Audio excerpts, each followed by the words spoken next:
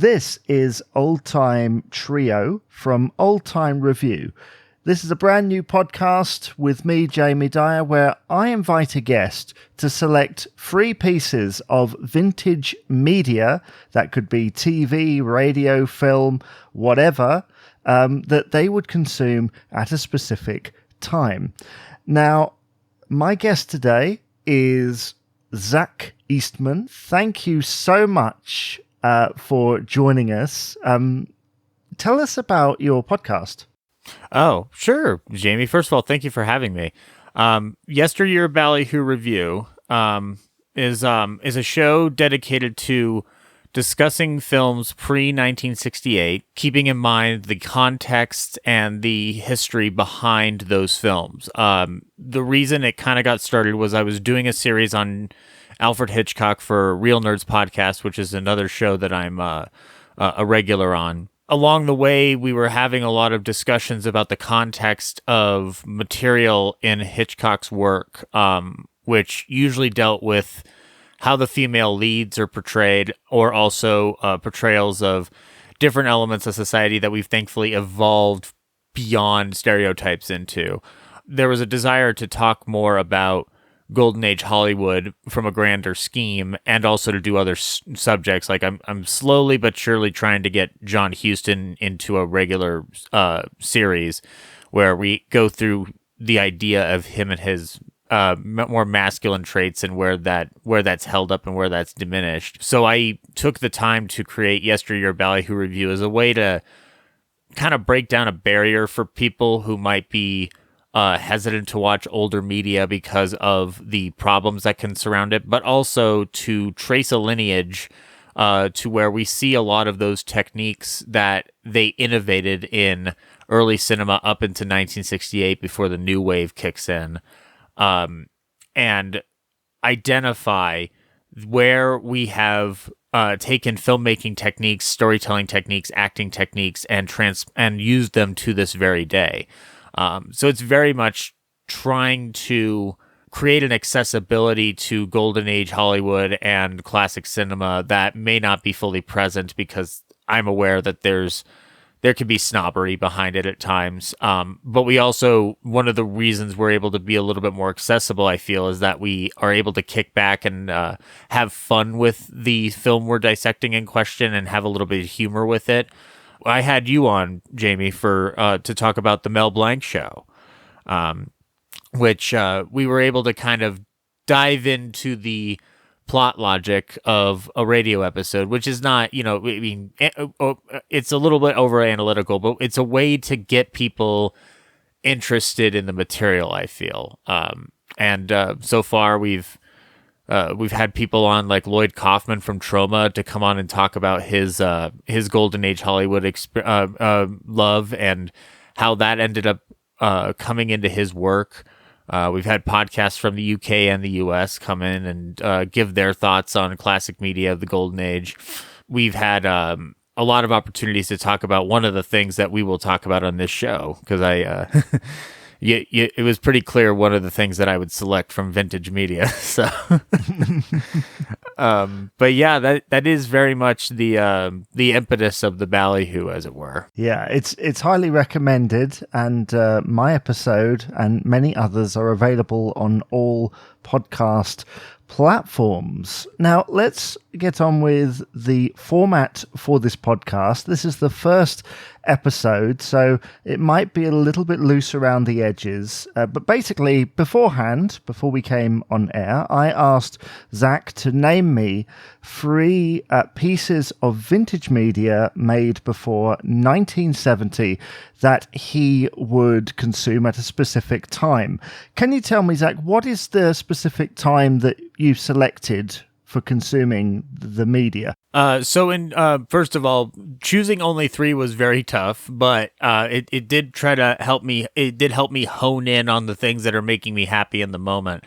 Generally, these are like on a Friday or a Saturday, but I would say more often than not, it's a Saturday after work, or when I have a day off. Those are usually, as of now, with my fluctuating day job schedule, these are the times when I'm able to actually kick back with the things that I love. And that's kind of like a decompression time. I have another piece of decompression time with the Attaboy Clarence Film Club that happens each Sunday. But, like there's things that you just want me time. I think we can all agree that we need me time. I'm sure you do, Jamie. For me, this time sphere to ingest the media that I love kind of comes within that sphere. And it's kind of fitting that a lot of my media is actually taking place in the 40s, because that ends up being a lot of the over obsession in my brain in terms of like studying a time period, because I find the 40s to be a quite fascinating decade in US history. So what is the first thing that you've selected? The first thing I selected is probably the most obvious thing for anybody who knows me, but it is the Jack Benny program. A program that has inexplicably over the last year brought me a lot of connection with people that I wasn't aware existed. Like Jamie, you and I met initially through the Benny convention, which I was helping run with Laura Leibowitz. But in particular, when I say the Jack Benny program, I specifically mean the radio show. I do like the television show, but not as much as the radio show. And one of the reasons why, really, it has to do with the fact that, and Jamie, correct me if I'm wrong, but like pretty much anywhere in the world right now, you can get an episode of the Jack Benny program on YouTube, through a Radio Spirits collection, through an MP3 online, because it's misappropriately stuck in the public domain, as it were. Like nobody's policing it, I guess. So people have had them uploaded all across the board. So yeah, that's the first one that I selected. And with you being a fellow Benny fan, Jamie, I think you can agree that there's quite nothing like sitting in a chair, or even taking a walk on a nice warm night and just listening to one of those shows, just kind of getting lost in a different time and a different set of circumstances. Your worries are not your worries for the moment, because now you're dealing with Jack's worries. There's such a great vibe with that show, because there was a very well known and great ensemble, and it's worth noting. And I'm going to ask you to be specific, because the radio show kind of ran in several guises under different names between 1932 and 1955. If you were to select kind of a time period within those, I think I know what's coming. Is there like any particular radio show, like actual program there, that you would select? Oh, absolutely. There's a couple, actually. And it's funny that you mentioned the multiple. I'd love to address the multiple ranges here real quick, because I do think that that's important to point out as well. When Jack started in the early 30s, it's very much more of a formal MC variety program. And slowly but surely, character development starts encroaching on the program. By the time they get rid of their first writer, Harry Kahn, and bring on Bill Morrow and Ed Boulogne, Morrow and Boulogne really up the ante on developing characters for all the different personalities involved. And more often than not, they are allowing it to fall into this vague form of sitcom. Because the Jack Benny program is not really a sitcom, but it's also not a sitcom. It's somebody once alluded to the fact that it's kind of like Seinfeld. It's a show about nothing, and I'm like, that's fair. I'd also say it's like about the behind the scenes of a radio program at times. But in terms of a specific program, I have a couple, but like the first one that I always recommend to people is the first one that got me into it, which was from 1944, Jack Benny with his guest star Groucho Marx, which is not one of the best episodes of Benny. But being that it's the first one that I listened to, one of the reasons it was super accessible is because Groucho Marx was on it. And as a kid, I knew who Groucho was before I knew who Jack Benny was. So when you hear the first sketch with Eddie Rochester Anderson and Jack and Groucho, where Groucho and Jack are playing checkers, and Rochester's, he's doing what he needs to do around the house, and there's I recently learned an incredibly makes sense to me story behind that from our friend Laura Leibowitz, that apparently that script came about because the first time Groucho tried to get on Jack's program, he mercilessly berated Jack's writers and tore the script apart. And so Jack said, fine, we won't have him on. And then cut to weeks or months later, Groucho said, Jack, why won't you have me on your program? And he goes, I'll tell you why. Because you went ahead and insulted my writers because you didn't feel the material was up to it. And so Groucho, kind of either feeling humbled or being put on the spot, went like, all right, if you do it this time, I won't touch the script or anything. And so basically this show is the result of that little story. And it's an interesting insight into Groucho's schemes.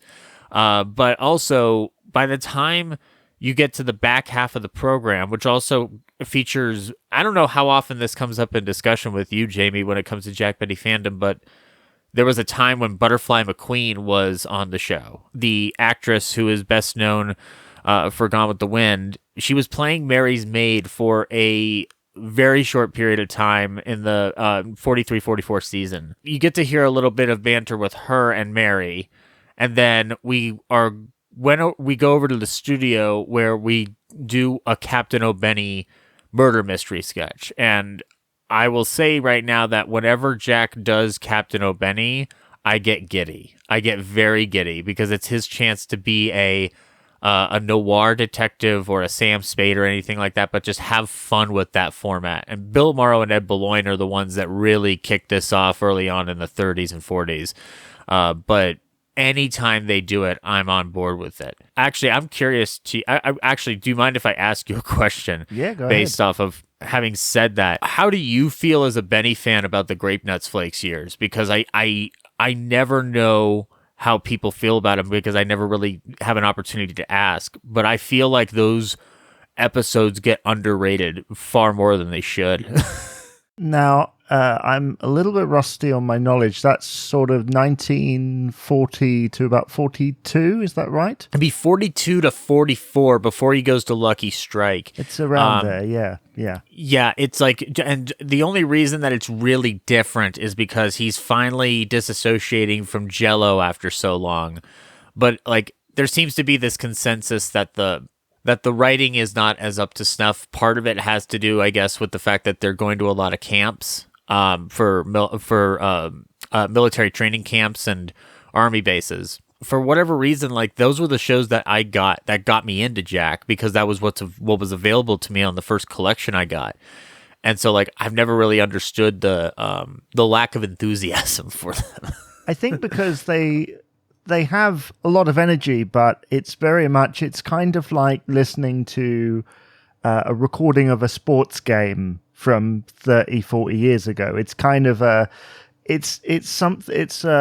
curiosity, but it's not the best example of the show that you can find to a lot of people, I think, or to some people. However, the fact that they filmed some of those shows, or certainly little bits and pieces for newsreels, is extremely important. So even if you're not a fan of that period, the fact that they were filmed actually gives you some evidence of the way that they used to record those shows. Yeah, it's actually, and what's funny, like when you hear those recordings in particular, they're done on glass disc because they had to utilize the aluminum discs for scrap metal.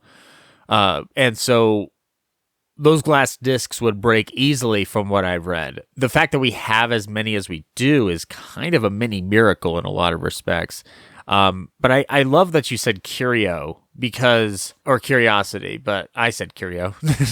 Tomato. I do feel like one of the things that I, as a Golden Age Hollywood fan and also an old time radio fan in particular, and I think this extends to a lot of us in this community, is that we are history nuts first in a lot of ways. Like we do enjoy digging into the past.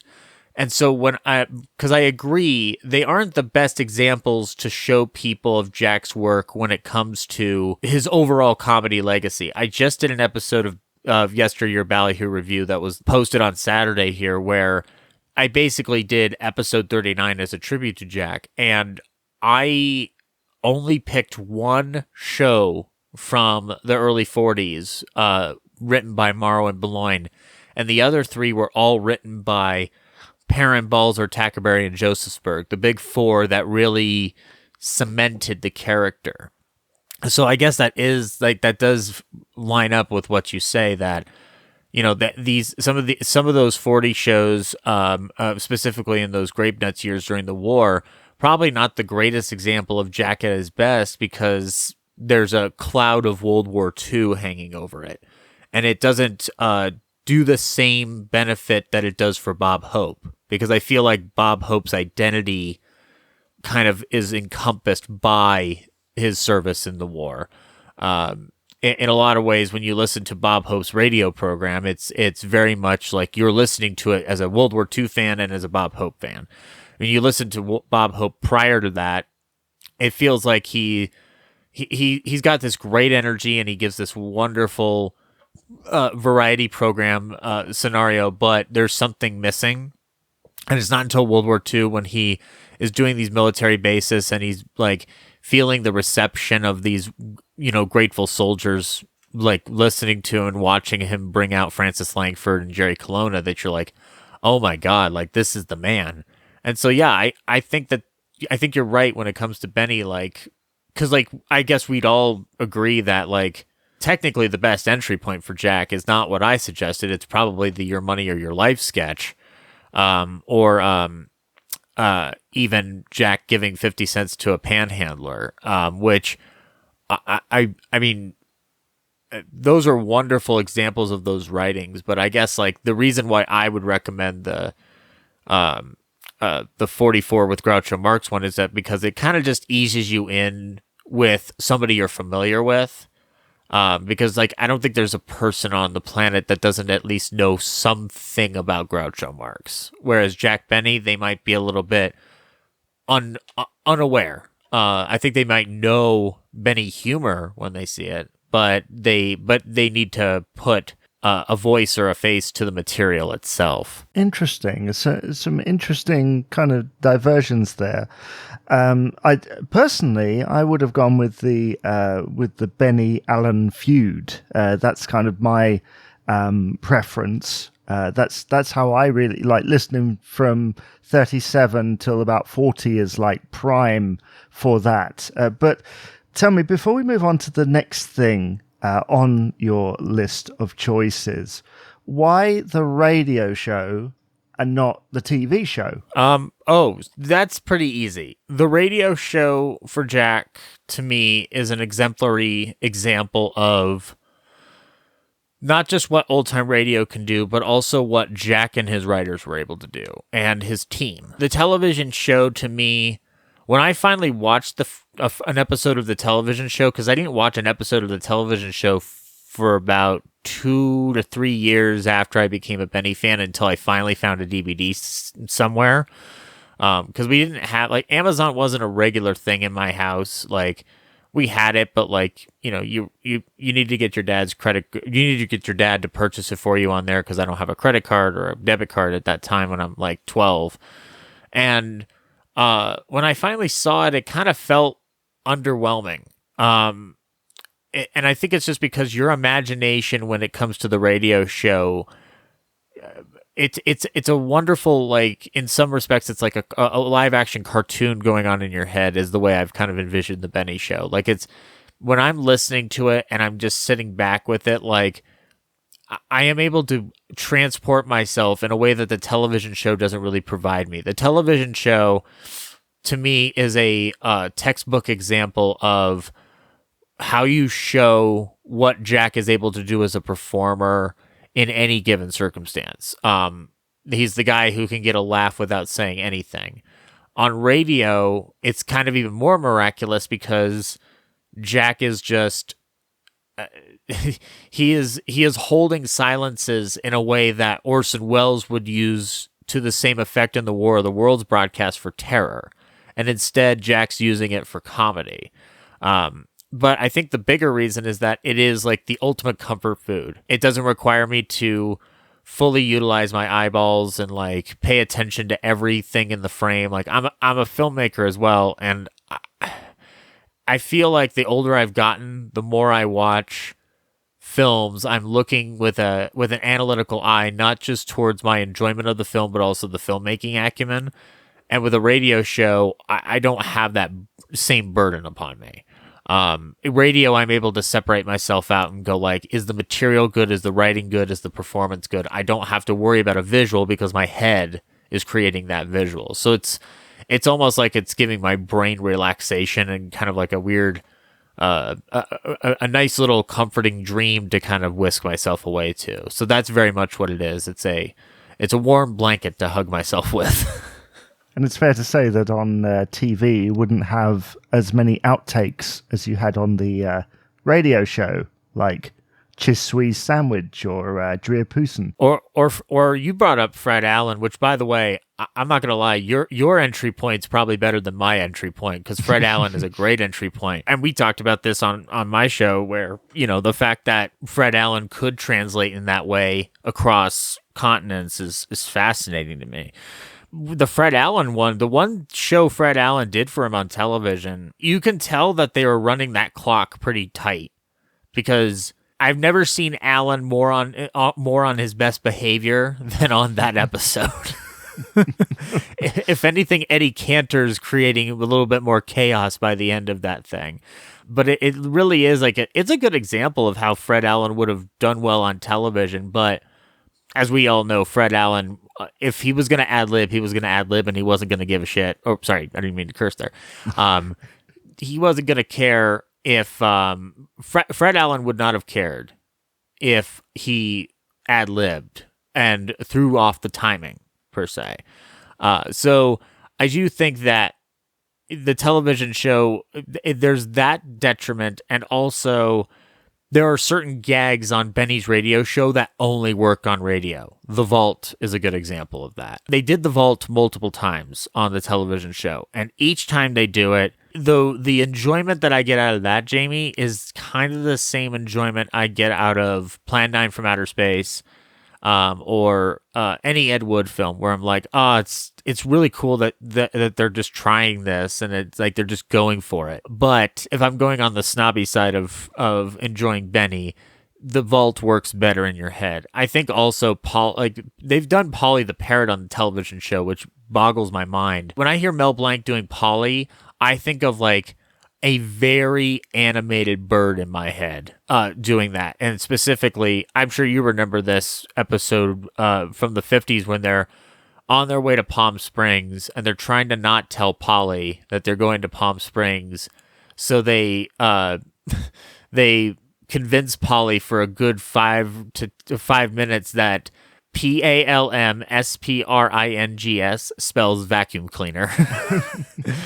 And it's not until he hears a radio show that spells out Palm Springs for him that you hear Polly go, Palm Springs, and you just hear Mel Blanc losing it. And the image in my head goes to a parrot losing his mind in this cage, and actually using his feathers for, as hands, kind of like a cartoon would.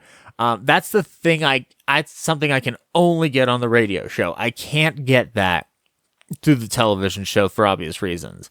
But the one thing the television show gives that the radio show never will is there is a beauty to the television show that it does allow you to watch Jack's reactive comedy in motion, because unless you've seen Buck Benny Rides Again, Man About Town, or Love Thy Neighbor, you never really get a full example of how he could hold the look, and that's the visual benefit to the Benny show. And I love whenever he's working with Eddie Rochester Anderson in particular, because you do get to watch on the television show how well timed those bits were over the course of, at this point now, 15 years together, roughly. That to me is that's one of the reasons why you should never dismiss the television show. But I will say the radio show, for me, for all those reasons mentioned above, you've got to just give it up to the power of the mind in that one. The Jack Benny program is available all over the place. I'll try and leave some links to radio and TV episodes, and I do highly recommend the Lost Shows box set, which is available in the US. It's Yes, an the Shout amazing Factory one. It's an Yeah. amazing collection from Shout Factory, and there's a great episode on there with the Colemans that has exactly everything that he's talking about there, and Yeah. even an appearance from Mary on screen, which was a very rare occurrence. So Yeah. let's move on to the next selection here, because I feel like this is going to be another long discussion. Now, again, you've picked a collection of something, which features, you've already mentioned Groucho Marx. The rest of the Marx Brothers join him for your selection, as you've picked the Paramount movies from the Marx Brothers, which is what, 29 to 33? Yes, 29 to 33, yes. Groucho, Harpo, Chico, and sometimes Zeppo. No, wait, all the time Zeppo, because this is the 5 that they did together. Although that is an appropriate statement, because Zeppo is very good at, the Marx Brothers Council podcast always points this out. Zeppo is very good at conveniently disappearing whenever he needs to in the frames. But yes, the 5 Paramount films. Before I even ask, like Jamie, I'm assuming you've seen all of these films, if not a good chunk of the Marx Brothers filmography at a certain point, right? You will be astounded, or perhaps not, but unfortunately, because of the way that the films are shown in this country, usually films of that vintage, certainly growing up, were shown at 6 o'clock in the morning. And if you didn't set your VHS recorder to record them, you didn't see them. So unfortunately, I have never seen a Marx Brothers film. Oh my gosh. This is my chance to sell you on it. Yeah, just crack my knuckles in the finger. That's why I'm glad that you picked this. Sell it to me. What is so good about the Marx Brothers in that period? So I guess it's important for your listeners who may not be familiar to understand, and full disclosure, I'm not the scholar on this. The scholars on this are the Marx Brothers Council, and Robert Bader's book, and Joe Adamson, and there's a multitude of Marx scholars out there. Leonard Maltin, who I've been fortunate to talk to, is a scholar on the Marx Brothers. FX Feeney was a great scholar. Everybody loves these guys. And one of the reasons why the Paramount era works for me the most is they had been vaudeville and stage stars prior. And what's interesting about them being vaudeville stars is they were actually blacklisted from the Keith Albee circuit. And so they were working the dirtiest rooms imaginable. They were getting their chops in some of the wildest places imaginable before they hit Broadway. By the time they get to film, they have worked out every one of these routines that they've done on Broadway and carried over from vaudeville into Broadway to present on film. And so from 1929 to 1933, there are 5 films that completely run the gamut and give you every form of comedy imaginable. You get verbal, you get physical, you get wordplay, you get innuendo, you get a sense of manic anarchy. Anarchy is an overused terminology, but I guess it's comic anarchy. Bill Marx, Harpo's son, has described it as like they were against bad behavior, but I feel like ultimately it is an anti-establishment kind of a deal, because something about the Paramount films that never really get repeated after that is that the people in the movie are aware that they're in a Marx Brothers movie. And so all the other characters surrounding the four brothers are basically acquiescing to their madness while still carrying on what they need to carry on. There's something about watching the most energetic people on the planet meshed up against the traditional acting style of early sound film. So if you watch it chronologically, The Coconuts is the technically the most stilted, because the brothers themselves are learning how to work on film.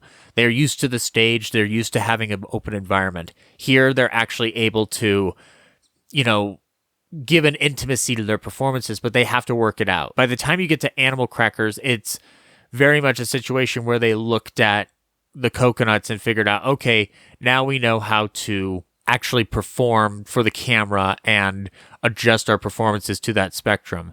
And Animal Crackers has become my favorite over the years because of the fact that it's the best blending of both cinematic tropes and their stage work. And then by the time you get to Monkey Business, which is after they move from the Astoria studios in New York to the Paramount studios in Hollywood, they are bringing on directors like Norman Z. MacLeod and Leo McCarey eventually to bring more cinematic depth to the brothers. Monkey Business in particular is one that it's not an amazing movie. What it is a great example of letting the brothers off of a leash. From the moment you punch in on them with with them sitting in a bunch of barrels singing Sweet Adeline, you are treated to a film that doesn't stop until it ends at the 77-minute mark. It is quite insane. The story is irrelevant and bare thread. It doesn't matter. You're there to watch those brothers and watch their banter back and forth, whether it's Chico and Harpo doing their routines, or if it's Chico and Groucho doing their routines, or if it's even Groucho and Zeppo doing their routines, because Zeppo wasn't completely useless to my mind. And then you get to Horse Feathers and Duck Soup. Both of those end up being like perfecting situations for the brothers in a cinematic sense, because they honed in on both the madness that they give, but also allowing that to become a cinematic thing. But Jamie, I will tell you that the best reason to always watch a Marx Brothers movie is, one of the things I said was that the plot doesn't matter. That's very much true. The plot in a Marx Brothers movie is very irrelevant. And if you need to turn your brain off and watch perfected comedy without having to worry about story and character development, this is like, there are 5 movies here that are absolutely perfect for that intent. Because once they go to MGM, the story does become important, and thus, to my mind, kind of drags the brothers down a little bit. What was it about MGM in those days? I mean, they kind of had that reputation. Irving Thalberg is a big part of it, but this is the thing. Irving Thalberg's the wunderkind, and he's the one who's able to create gold out of nothing. But I've always felt, I know that I differ from others in this, but I don't think MGM was a good studio for comedy at all. They have good examples of comedy, like they worked with Ernst Lubitsch more than once, and the films they got out of him were great. And Night at the Opera is still a wonderful piece of work for the Marx Brothers, and Day at the Races is as well, to an extent. I mean, there's a lot of issues I have with Day at the Races. One, it's too long, but I get the feeling, Jamie, that Paramount had a better ability to let the comedians be the comedians, whereas MGM wanted to create a wholesome product for the entire family, and their detriment is not letting the performers be the performers they need to be. It's almost like you're trying to tame a wild dog, or tame a wild lion, or tame a wild thing. Tame a wild bagging of 6 tigers. I bagged them to go away. I think that if you were to watch Night at the Opera and Duck Soup back to back, you get the examples of where they're curtailing their ability. Like Duck Soup is actually a really good entry point, because I know that would probably be one of the questions for it. I think Duck Soup is a really good entry point apart from Monkey Business, because Duck Soup is the classic. It's the one that's been established as the most masterful of their works at Paramount, and there's good reason for that. I don't think it's the best example of the Marx Brothers at their best, but it is an example of their best in film and what they're able to bring to a political satire. And Leo McCarey's an amazing director, so that definitely helps.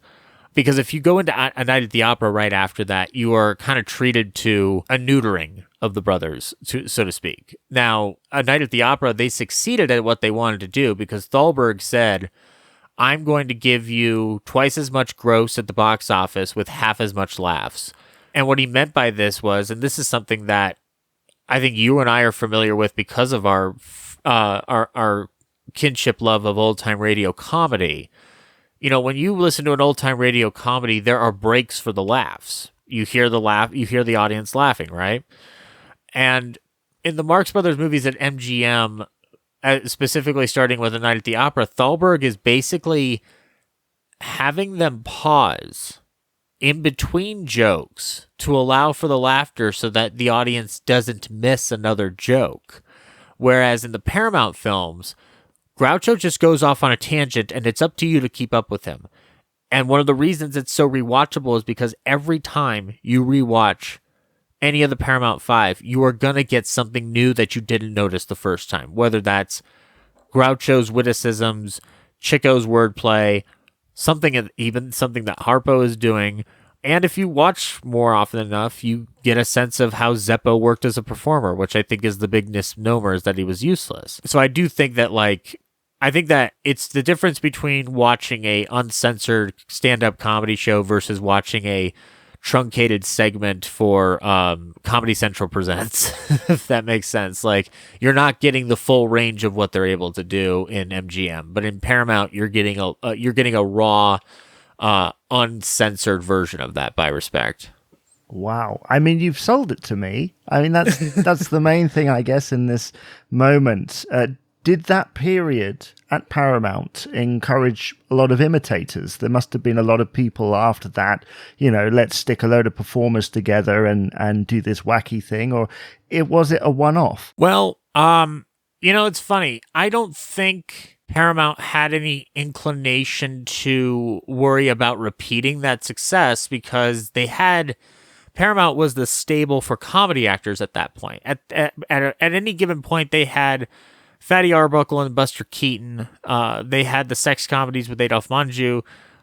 They had W.C. Fields in their back pocket, which is an entirely different vibe and an entirely different set of performance skills. They had Burns and Allen, which we all know why Burns and Allen succeed in film. It's because Gracie is so fun to watch, and there are moments where George has his time. And at one point, they had Jack Benny by the late 30s, early 40s, or mid 30s to early 40s. I think that Paramount was, instead of trying to repeat the success, they were just allowing these vaudevillian performers and comedians specifically to come in and do their thing. For one thing that I can say about Paramount, for all the issues I have with them with Jack Benny's film career, there's a good chunk of comedies from Paramount in this time period where the personalities are dictating the flow of the film. I think W.C. Fields was a great example of that. I would argue that Paramount perfected that notion with Bob Hope, because if you've watched a Bob Hope movie, you're watching a Bob Hope movie. He was with Paramount for years. So I think, honestly, they didn't need to recreate that kind of manic vibe. But I think other studios tried to do it. Olsen and Johnson have a similar manic energy, but they had already established themselves in a different vein. Have you ever seen Hell's a Poppin', Jamie? No, not that I know of. It's one of the most manic, crazy things ever released by an American studio, period. I think it's on YouTube. I'll send you a link to it. But Olsen and Johnson have that same kind of manic energy. I don't think you could describe it as Marxian, but I think it is the idea of chaotic is very important. I feel like Universal hit their own version of that by the 40s with Abbott and Costello, because Abbott and Costello is not Marx Brothers in any way, shape, or form. But there is an idea of these two performers stuck in the middle of a regular movie that they happen to inhabit perfectly. There is a movie from Warner Brothers in the early to mid 30s called Boy Meets Girl with James Cagney and Pat O'Brien.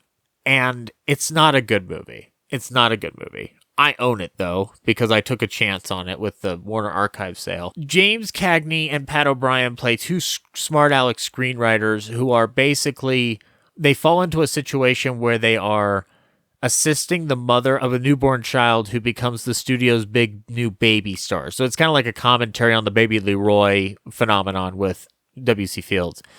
But the banter that is coming out of Cagney and Pat O'Brien, which I believe is supposed to be more in the screwball vein, it seems like they're trying to capture the same energy of a Groucho Marx and then another Groucho Marx, or a Groucho and a Harpo if he talked, or a Groucho and a Chico if Chico didn't have the Italian accent.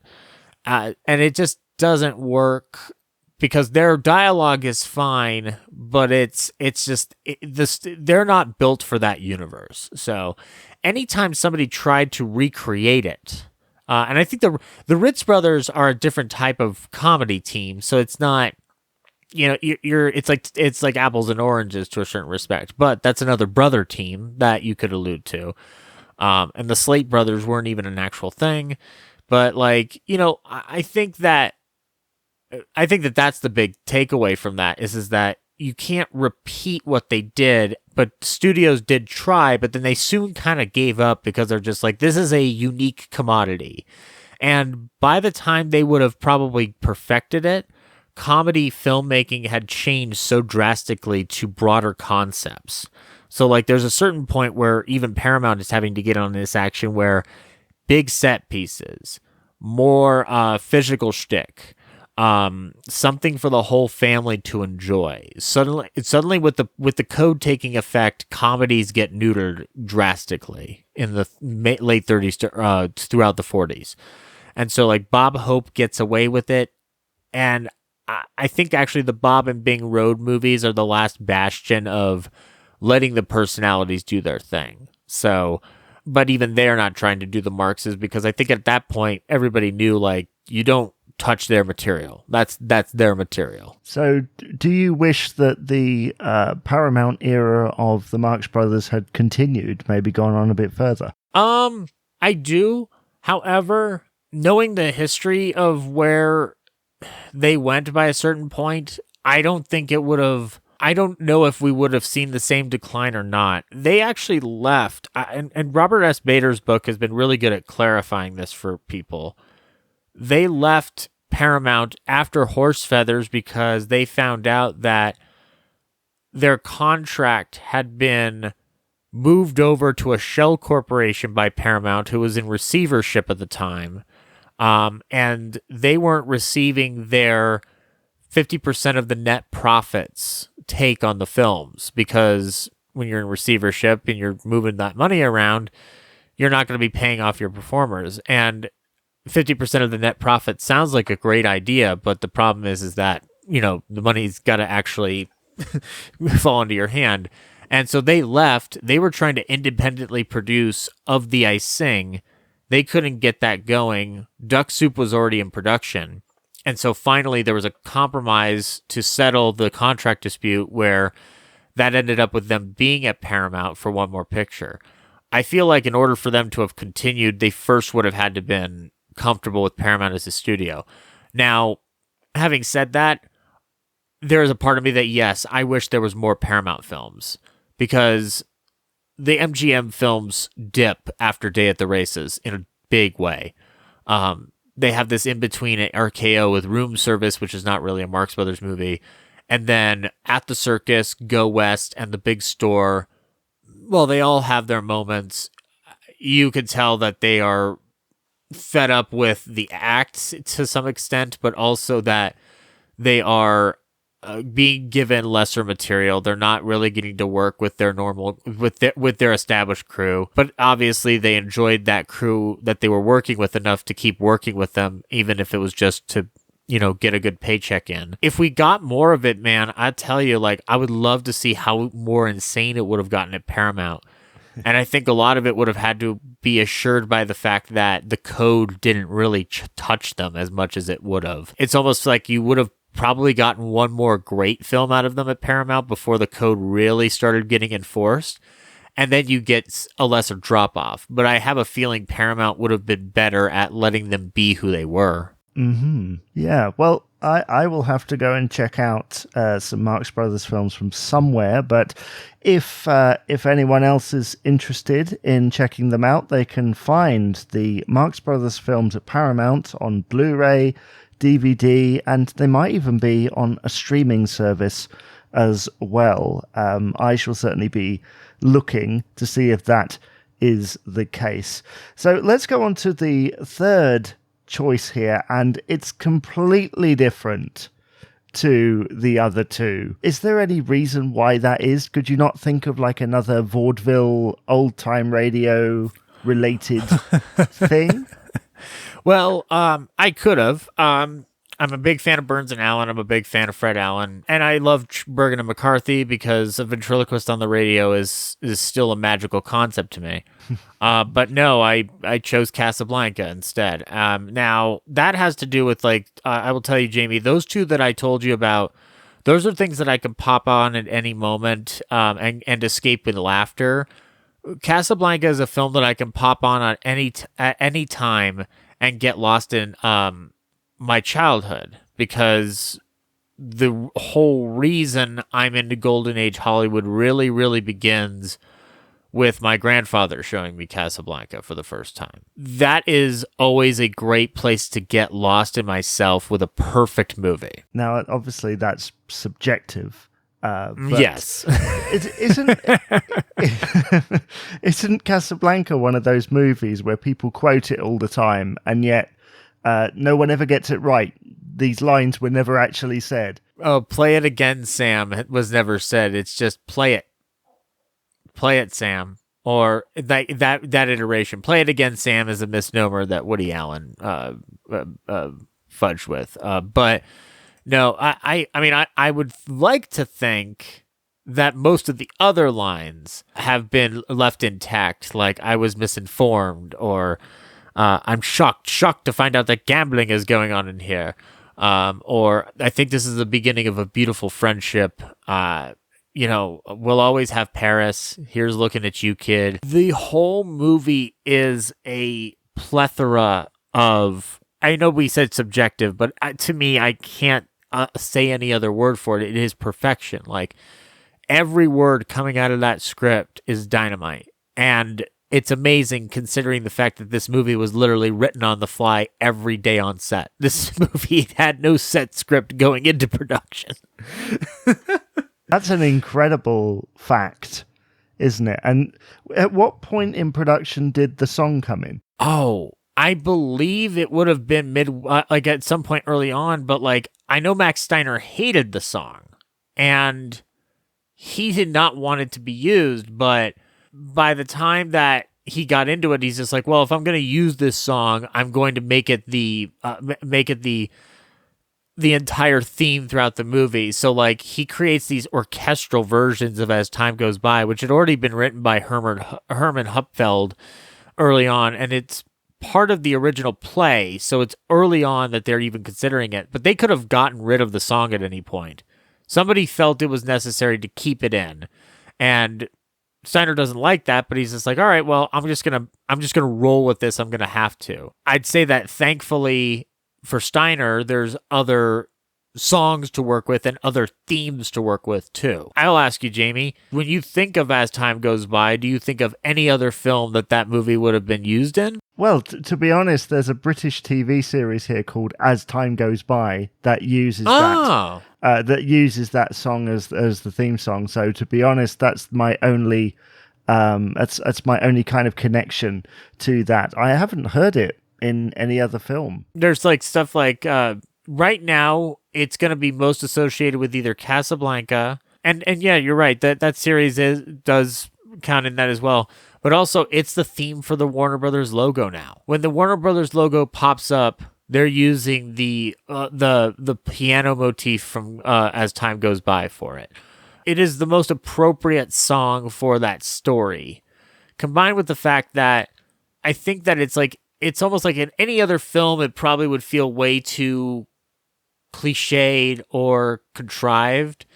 But something about Casablanca, no matter how convenient it can feel for all of the wonderful things happening in it, I don't think I ever question if something in Casablanca is too corny or too contrived or too convenient or cliche. It's one of those rare films where my brain is never asking itself, is this a bit too much on the nose or whatever? And part of it is a lot of the fact that Casablanca establishes a lot of cliches, but also I think that it's somehow bulletproof from those ideas. And I don't know. I mean, Jamie, you've seen Casablanca, right? No. Okay. It's on my to watch list. So I rewatched it last night in preparation to kind of like kick back from I was at a horror convention for the last 3 days, and I'm just like, I need to kick back with some films. And I watched Hammer Studios' River Patrol because I'm a fan of the Hammer podcast, and I was like, well, I definitely need to kick back to something I like now. And Casablanca was already going to be discussed, so I'm like, I'm just going to kick back to this. And I just really fully realized how much music is in the film, because you have Dooley Wilson at the piano for more than one number. Knock on Wood is another memorable number from that film. It's not the number from that film, but it is. I think it's the one that people jovially remember when it comes to Casablanca.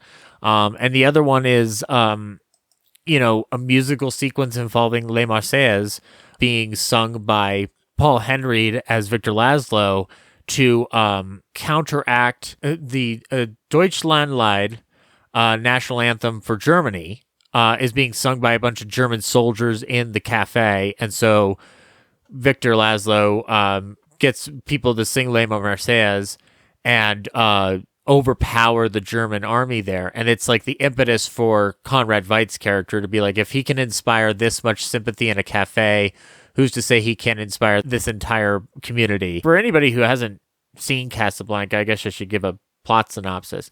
The story surrounds the denizens of Rick's Cafe American, led by Rick Blaine from America, who cannot return to his country, played by Humphrey Bogart, who comes across a woman who runs into a woman that he knew years ago in Paris, who is here with her husband. They are on the run from the Nazis. And they are currently in unoccupied France in Casablanca, which is kind of like under the Vichy government of France. The whole goal of the film for the woman that left Rick years ago is to, with her husband, get to Lisbon, and then from Lisbon to America. There may be something that Rick Blaine can do to help, but first, Rick and Ilsa have some baggage to unpack. I will tell you that there was a part of me for years that would sell this movie in a different way than others. Now I just sell it as like, there's a perfect movie here. I think you will be very, very entertained by it. Even if you don't love it, you'll be entertained by it. But I used to sell it, instead of one of the greatest romance movies of all time, I used to say it's a movie about how Humphrey Bogart learns to fight for a side and then learns how to shoot a Nazi. Those are the two things that I would sell it on, because my favorite moments in Casablanca don't necessarily have to do with the romance story, although I think it is a perfect romance story. There is this idea of Casablanca being a good summary of how the U.S. got into World War II, because Rick is acting upon the impetus of the American public at the time that was isolationist. You want to fight for a right cause, but you don't want to, you stick your neck out for nobody, like, this isn't my problem. And slowly over the course of the movie, Rick learns that not only should he resume his habit of fighting for the underdog against fascism, but also that he has to take a stand and become a little bit more selfless than he's been as of late. There's also within it a redemption story for the Claude Rains character of Louis, which I think is kind of like the secret ingredient of this movie that makes it amazing, is that he's a prefect of the police for the Vichy government, and he's, commingling with the Nazis, with Major Strasser and his cronies. And over the course of the film, Louis has to understand that there's only so much opportunism that he can engage in before even it disgusts him. I do feel like there is this strange perfection that comes from Claude Rains that even the other actors don't fully touch. This is the movie that makes Humphrey Bogart, really. It starts with something like High Sierra, and then molds into the Maltese Falcon, and then is perfected with Casablanca. Prior to this, he was a gangster thug, starting with the Petrified Forest and into High Sierra. But Claude Rains is kind of like the secret star of most of the movies he's in, with the exception of The Invisible Man, where he's clearly the lead, because duh. But I think that without like somebody like Claude Rains, the movie would have something missing from it. It's almost like if you try to take anybody out of Casablanca and replace them with somebody else, you'd have a notch taken off of the belt. Like, there's nobody in here that you can replace with anybody else as adequate. You can't replace Sidney Greenstreet with anybody else. You can't replace Peter Lorre for his like tiny cameo in the movie. You can't replace Paul Henry because he does provide a. I feel like there is a soft vulnerability that comes from him being a freedom fighter, but also there is a determination that Laszlo presents that is essential to that character, and I don't think I'm speaking out of turn when I say you can't replace Ingrid Bergman in anything. So that would just be an absolute nightmare if you tried to even try. Like, they had Ann Sheridan, Hedy Lamarr, and Louise Rayner attached, considered for this, and I can't. I love Ann Sheridan. I could not see her doing this. It's only Ingrid to me, and I know we have the benefit of hindsight. But I don't think I could ever try to touch replacing another person in this film. There is a connection back to my first topic, though, because there's an unsubstantiated or there's a lot of evidence, but not a lot of proof that Jack Benny was in this movie. Yes, I've read that. He's supposed to be like a waiter or something. Yeah, I've looked at the frames. I've examined this film on Blu-ray several times. It could be him. We know that he was in the press book at some point, and it looks like it was kind of like a wishing the production good luck thing, because Jack was at Warner's at this time, making George Washington Slept Here, I believe. Even if he's not in there, the movie's still perfect, obviously. But it's kind of cool that one of your favorite movies before you even became a Jack Benny fan, and then it may have this connection to it. I'm just like, it just adds more reasons to my love of Casablanca. It's a comfort thing for me. Like, I mean, this is the film that when I watch it, I think of my grandfather. Just like when it comes to radio, I think about Sherlock Holmes with my grandfather. But like with film, which is my first passion, really, Casablanca to me is that warm blanket I need when I want to remember my grandfather, when I want to get lost in Rick's Cafe and all the colorful characters that reside in there. Like, you know, that there's nothing that can take away the feeling of watching that movie in your couch with a bowl of popcorn and just enjoying the heck out of movie perfection. It's wonderful when that happens, when you find that one movie that kind of speaks to you and you can keep reliving that moment over and over again. Would you say that was Bogart's kind of defining movie, like best movie that he did? Because obviously he did The African Queen afterwards, which is amazing. You know, like I've seen that movie, and all the things that you were saying there, I pretty much have that connection to that movie. I think that movie is perfect. Which is that's a wonderful answer, because like, and when I say perfect, as Jamie said, this is completely subjective. I know that not everybody loves Casablanca, just like I know not everybody loves Citizen Kane, even though you should. But I will throw you another Bogart film that I think is actually his best role. I think his best role is Treasure of the Sierra Madre. That film asks Bogart to do something that nobody wants him to do, except for Bogart and Houston. And because you are watching, it's much like the film that kind of gets inspired by it thematically, There Will Be Blood. You watch Bogart go from a pretty reasonable roustabout ragamuffin of a bum to the complete and utter depiction of the devil. And the Treasure of the Sierra Madre surrounds itself with the themes of greed and the idea that material goods are not worth their weight in morality.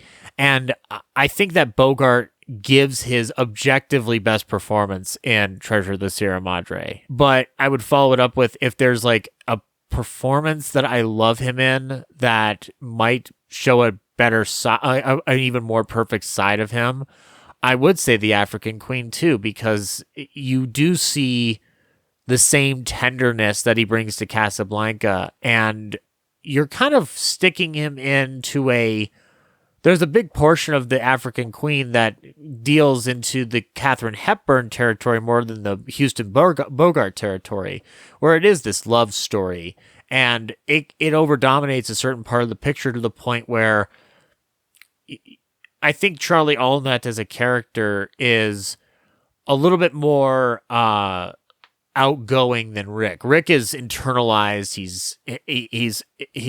He's holding a lot in. And Allnut's much more like he's used to his ways. He's perfectly comfortable with being the braggart and the swagger that he has, and not letting Kate's character get in the way. But by the time they fall in love and you get to that climax at the end, like, you know, he's completely changed. He's completely evolved. And that's a similar evolution that happens in Casablanca but from a completely different lens. And also, you know, Bogart, I mean, have you ever seen his debut film, really, The Petrified Forest? I haven't, no. That's one I recommend, too, for people. That's where you get to see Bogart arrive. And I think that movie never gets talked about the way it should. It's a pretty dang wonderful film. Archie Mayo directed it, Leslie Howard, Betty Davis. That film, I think, has a lot of wonderful things to observe about it. I guess I would say that, like, I would go with African Queen as, like, your best, like, comparison point, or, like, where he maybe ups his ante from Casablanca. But I would say, like, he doesn't get his best role until Treasure of the Sierra Madre in 1948, which is a good 4-6 years after Casablanca. And he hated making that movie because he missed his regatta race as a result of it. But you know, I'm glad that he missed one boat race to give us a very perfect movie with his buddy John. Well, Casablanca is available to stream. It's available on Blu-ray, as you said, and DVD, and it's on TV literally in this country, certainly all the time. As it should be. as it should be. And one of these days I will sit down and watch it, because it's been on my to watch movie list for a long time. I've seen a few other Bogart movies, but not that one. I will consider that the next one I try. So, Zach, thanks so much for appearing. I'm going to make it a little bit more difficult now as we close the episode. If I interrupted this time that you had where you consumed the Jack Benny program, maybe the Groucho Marx episode that you mentioned, at least one of the Marx Brothers movies, and Casablanca. If I interrupted that time and say you got through halfway through one and I said, no, I'm afraid you can't watch or consume one of them, which one would you throw away? Oh, you horrible man.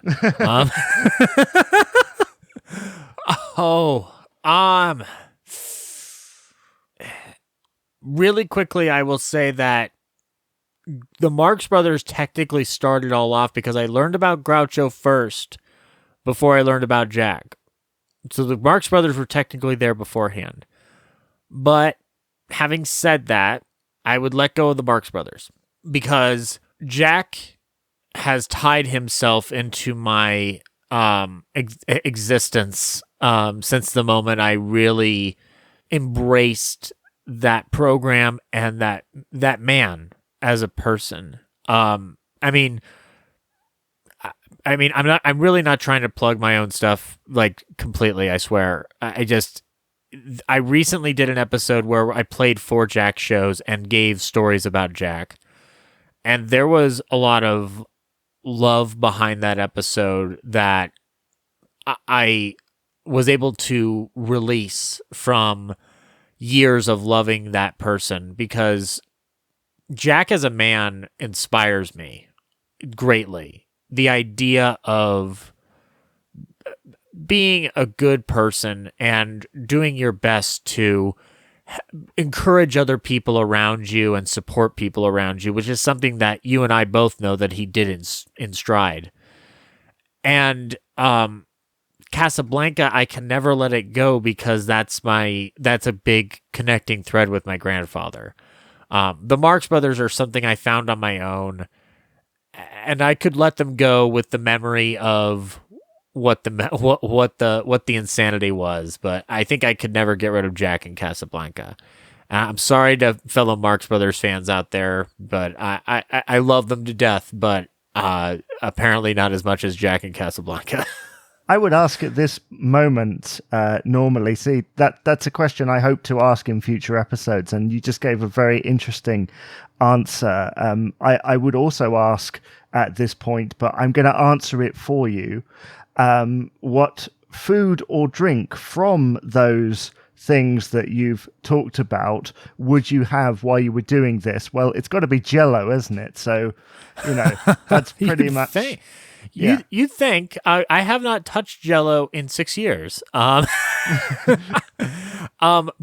it has been. I did get from Laura. She found this at somebody's yard sale. They were cleaning up an estate sale. The Jell-O cookbook with Jack and Mary on the cover, and it's got all the recipes that you would have gotten in 1937 or 38. Yeah. And I still have boxes of Jell-O in the pantry waiting to cook that. I will tell you, though, I have on more than one occasion had a bowl of grape nuts with listening to a Jack show. But my favorite food to have with it, honestly, is pizza. That's where it kind of ties for me, because one of the things I used to do when I was a kid was listen to Jack shows in my room while eating pizza on a little pizza tray on my bed. So, that's something I still do to this very day. And why not? Oh no! I mean, you can't go wrong with pizza. Now, see, we were talking about perfection in film, and that's subjective. We can honestly agree that pizza is the perfect food. I think we'll end it on there. I think that's the thing. We've been talking about media for the past however long, and there we are. Pizza is the perfect food. Yes, that is the best way to summarize all of my media obsessions.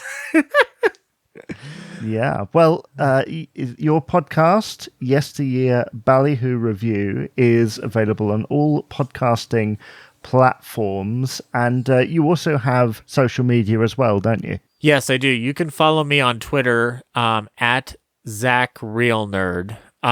It's REEL. And Ballyhoo's social media for Twitter is at Ballyhoo Review. That's REVUE. I'm on Instagram at Real Nerd Zach and at Ballyhoo Review Pod. And I also do the Real Nerds podcast on a weekly basis. You can find them at REEL Nerds on Twitter and Instagram.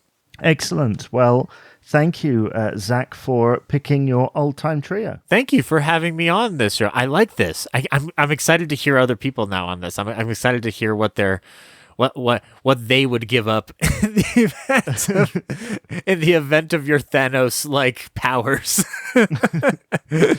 But thank you very much for having me, sir. You were a pleasure to have on Ballyhoo. I was very happy to help christen this show, as it were.